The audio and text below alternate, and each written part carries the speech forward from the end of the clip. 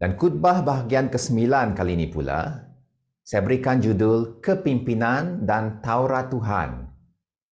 Berdasarkan teks Ulangan bab 16 ayat 18 hingga Ulangan bab 18 ayat 22. Dan seperti biasa, sebelum saya meneruskan khutbah ini, let us pray. God of the Word, who have spoken to us through your Son, Jesus Christ, the Word made flesh, and whose word has been recorded and written down in the Scriptures. Lord, as we ponder upon your word, as we dig deeper into the truth of your word this morning, may your Holy Spirit open our eyes to see the wonders of your word. May your Spirit speak to us your voice, so that we will come to know your truth, and your truth will set us free. And may the words of my mouth and the meditation of all our hearts will be pleasing in your sight. And may everything be done to bring honor and glory to your name, O Lord, through Jesus Christ, our Savior. Amen.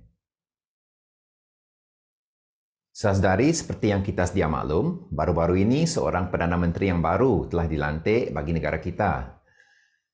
Dan setelah beliau dipilih dan dilantik secara rasmi oleh Yang di-Pertuan Agong, Perdana Menteri yang baru tersebut segera memberikan sebuah perutusan kepada seluruh rakyat di seluruh negara bahwa beliau telah menyusun rancangan dan pendekatan tertentu untuk memimpin negara ini, khususnya semasa mengharungi masa yang sukar ketika ini.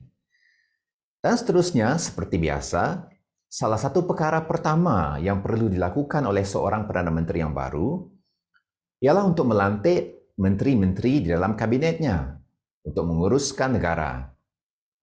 Nah, sudah tentu ini adalah suatu perkara mustahak yang perlu segera dilakukan oleh seseorang pemimpin tertinggi dalam sebuah negara demokratik seperti negara kita, negara demokrasi berparlimen. Akan tetapi, berlainan dari keutamaan dalam kepimpinan politik masa kini, dalam Ulangan bab 17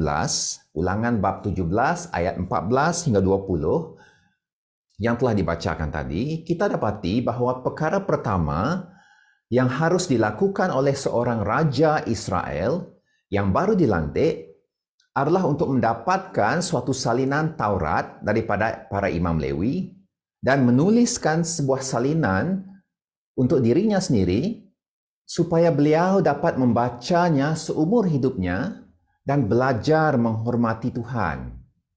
Dengan demikian, beliau dapat menjadi pemimpin yang benar bagi umat Tuhan, yaitu seorang raja yang akan menjalankan keadilan dan memelihara ketertiban dalam negaranya. Saudara-saudari, betapa berbezanya keutamaan bagi seorang pemimpin yang dipilih oleh Tuhan berbanding keutamaan pemimpin-pemimpin di dunia ini. Ulangan bab 16 ayat 18 hingga bab 18 ayat 22 ini merupakan sebuah bahagian yang khusus dalam khutbah yang disampaikan oleh Musa dalam buku Ulangan ini.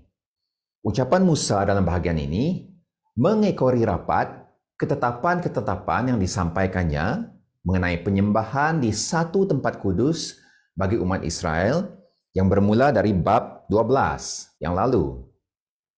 Dan di sini, dalam bahagian ini, Musa menyentuh perkara-perkara yang berkaitan dengan aspek kepimpinan dalam komuniti umat Israel semasa mereka tinggal di tanah perjanjian nanti. Inilah ketetapan-ketetapan tentang keadilan dan kepimpinan. Bahagian ini dimulakan dengan perintah mengenai pelantikan para hakim dan petugas untuk melaksanakan keadilan. Lihat bab 16 ayat 18 hingga 20. Dan ini diikuti dengan peringatan yang menegah melarang umat Israel dari mencampur adukkan penyembahan berhala dengan ibadah kepada Yahweh. Lihat bab 16 ayat 21 hingga 22. Peringatan ini kemudian diikuti dengan amaran dan ancaman hukuman yang berat terhadap penglibatan dalam penyembahan dewa-dewi kafir. Bab 17 ayat 2 hingga 7. Musa menegaskan bahawa selepas siasatan menyeluruh dilakukan, jika perkara tersebut didapati benar, maka mereka yang terlibat harus dijatuhkan hukuman mati oleh mereka yang bertanggungjawab untuk menjalankan keadilan. Kemudian Ulangan bab 17 ayat 8 hingga 13 pula seterusnya berbicara mengenai soal penghakiman yang lebih sukar dan perlu dibawa ke mahkamah ataupun pengadilan yang lebih tinggi, yaitu untuk dipertimbangtarakan oleh para imam Lewi di hadapan Tuhan di satu tempat ibadah yang akan dipilihnya nanti di Tanah Perjanjian. Dan kemudian dalam Ulangan bab 17 ayat 14 hingga 20 pula, Musa berbicara mengenai pelantikan seorang raja untuk memerintah Israel bagi masa hadapan. Dan jika kita perhatikan teks ini dengan lebih teliti, petikan ini sebenarnya terletak di tengah-tengah bahagian Ulangan bab 16 ayat 18 hingga 18 ayat 22 ini. Dan perhatikan struktur bagi ucapan Musa tersebut di dalam rajah berikut.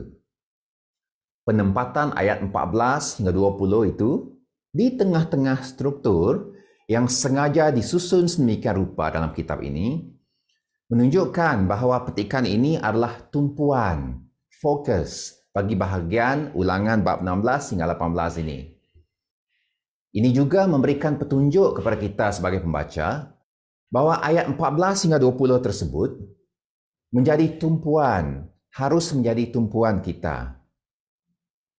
Seterusnya pula, Ulangan bab 18 ayat 1 hingga 8 kembali berbicara mengenai hal-hal yang berkaitan dengan pelayanan Bani Lewi yang telah ditetapkan Allah untuk melayaninya di kemah suci sepenuh masa, sehingga mereka tidak akan mendapat tanah sendiri di Tanah Perjanjian nanti untuk mencari rezeki. Oleh sebab itu, umat Israel diingatkan agar setia membawa persembahan-persembahan mereka kepada Bani Lewi sebagai sumber untuk menyara kehidupan mereka. Nah, bahagian ini kemudian diakhiri dengan ayat 9 hingga ayat 19 yang kembali memberi peringatan mengenai pengaruh amalan sihir orang-orang kafir yang menjijikkan dan juga janji Tuhan untuk membangkitkan seorang nabi dari kalangan umatnya. Umat Israel dilarang keras daripada mencari peramal untuk mendapatkan kehendak ilahi seperti bangsa kafir. Tetapi sebaliknya, Allah sendiri yang akan mengangkat seorang nabi dari antara mereka untuk menyampaikan kehendak dan firman Tuhan bagi menuntun kehidupan mereka.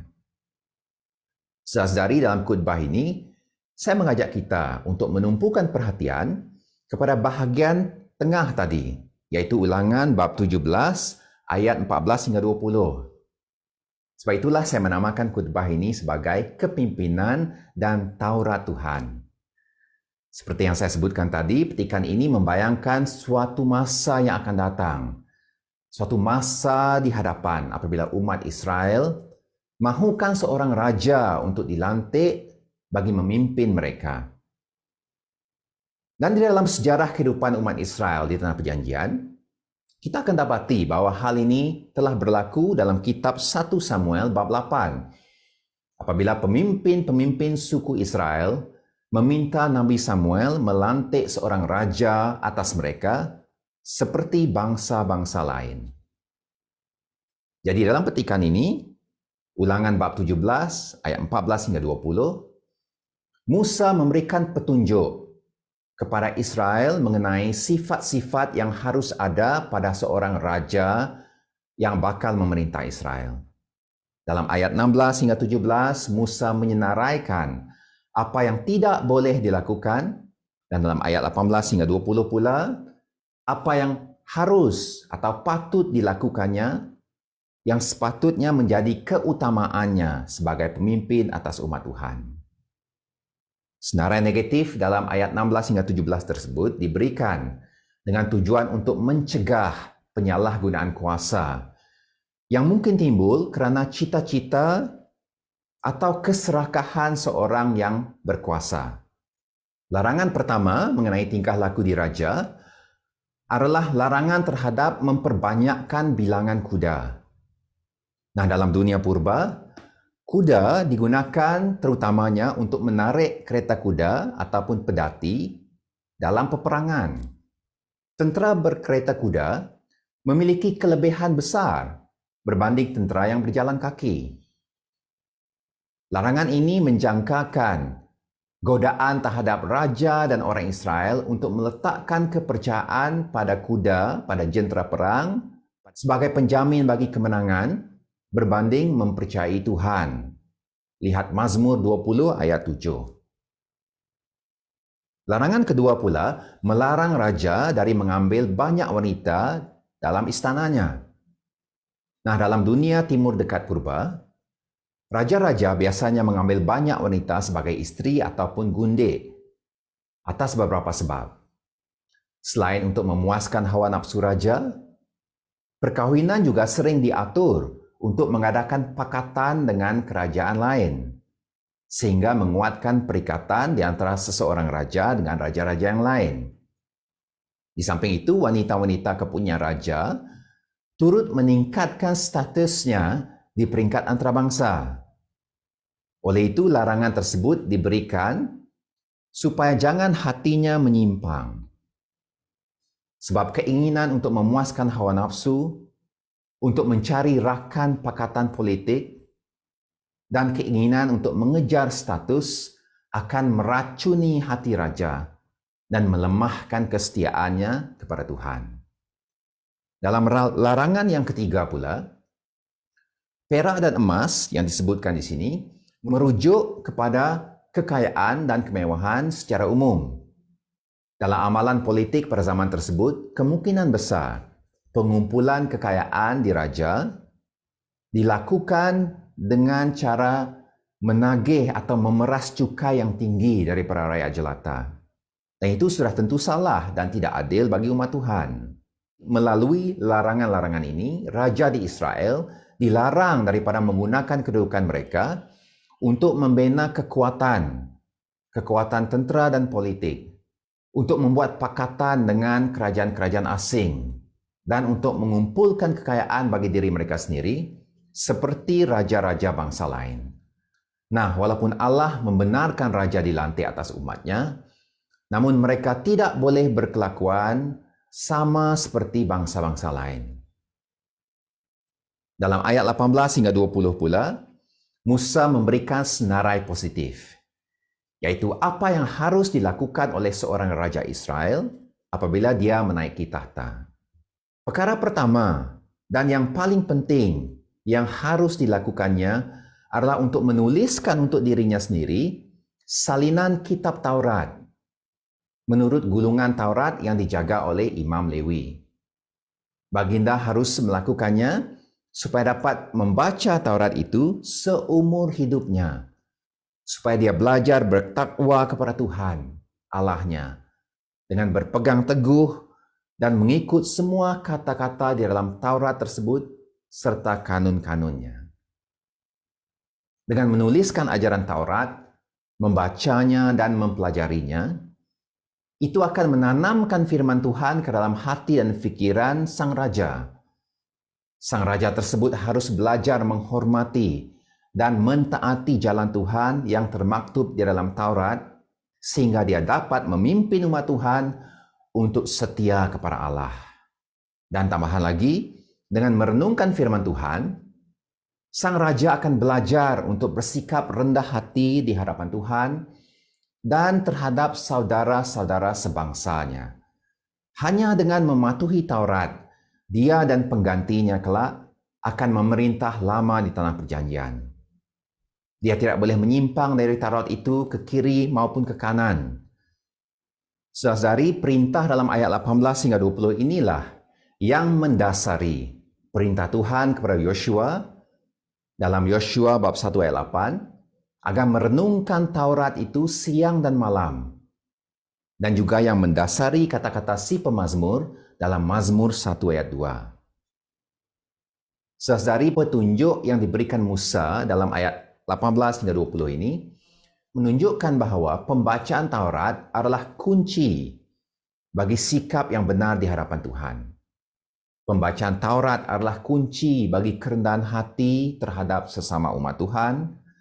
Pembacaan Taurat juga adalah kunci bagi pengabdian hidup yang berterusan kepada Tuhan.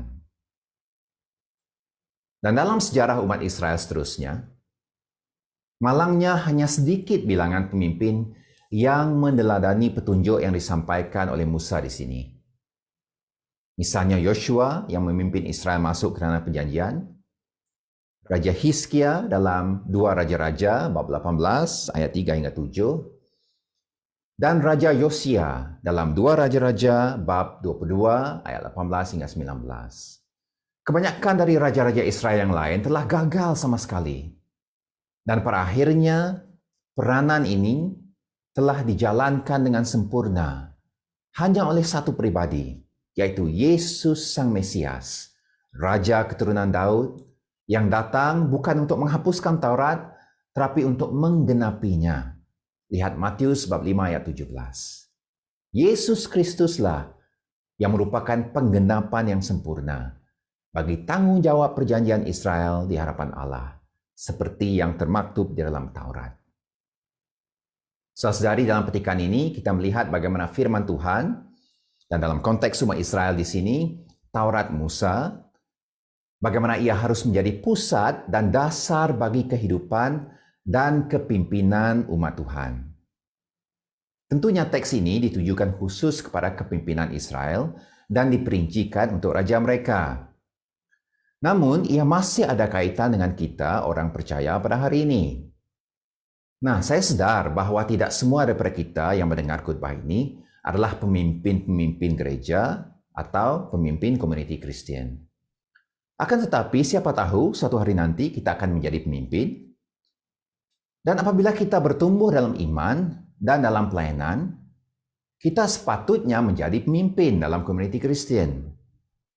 Pun begitu, secara umum, sebagai persekutuan orang percaya, sebagai tubuh Kristus, sebagai sebuah jemaat, kita juga harus belajar dari petikan ini. Bukan hanya bagi pemimpin, tetapi bagi kita sebagai community, kita juga tidak boleh menaruh kepercayaan pada pemilikan kuasa, pada pakatan duniawi, pada sumber material atau sumber keuangan dalam membangunkan gereja dan melakukan pekerjaan Tuhan. Sudah tentu sumber dan jaringan strategik itu penting, tetapi semua itu tidak boleh dijadikan andalan kita. Sebaliknya, firman Tuhanlah yang harus menjadi fokus dan dasar dan keutamaan kita. Seperti apa yang seharusnya dilakukan oleh raja-raja Israel, kita sebagai umat Tuhan seharusnya mempelajari, mendalami, menyerap sebanyak mungkin, serta membiasakan diri dengan seluruh ajaran Tuhan, being familiar with the whole counsel of God.